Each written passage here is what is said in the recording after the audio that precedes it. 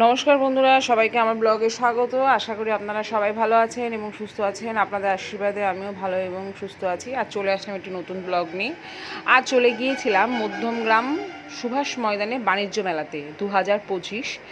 এই মেলাটি এই বছর প্রথম শুরু হয়েছে।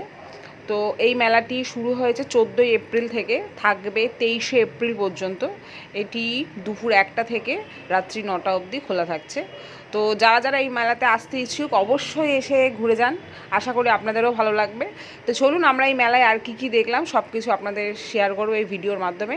তো চলুন দেখে নেওয়া যাক। বৃষ্টিতে একা নেমেছিলাম পথে, হঠাৎ তুমি নেমে এলে, পেলাম তোমার সাথে।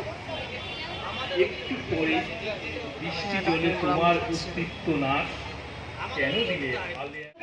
2025 বি.আর. আম্বেদকরের শ্রদ্ধাঞ্জলিতে আমরা আপ্লুত এবং কবিতা পড়ে আনন্দ পাই।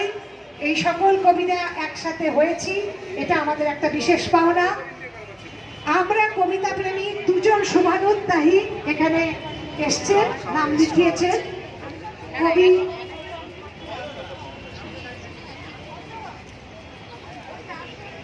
অমিত পাল চৌধুরী এবং সম্পদ তার পরবর্তী পদক্ষেপে অমিত পাল চৌধুরী।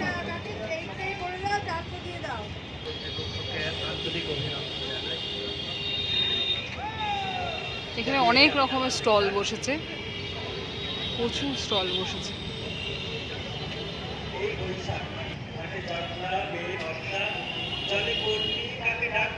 অনেক রকম আইটেম আছে।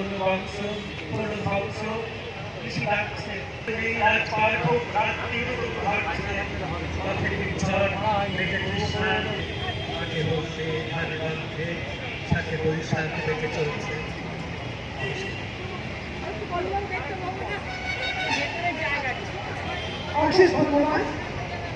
সুন্দর কবিতা আমরা শুনলাম।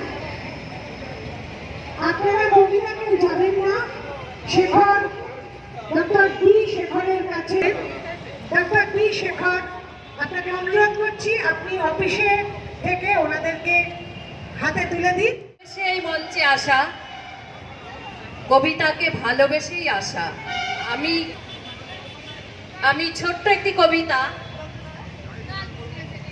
পাঠ করছি। পুলকার। ছোট ছেলে মেয়েদের বইয়ের বোঝা বাড়ে, ভুলে যাই কার কি ক্লাস। তাই চোখে পড়ে অসহায় শিশুকে, চিৎকার করে বলে সে ভীম। একটাই বেটে লোক এগিয়ে এসেছে, সেই নাকি ছোটা ভীম। রাস্তার টিপকলে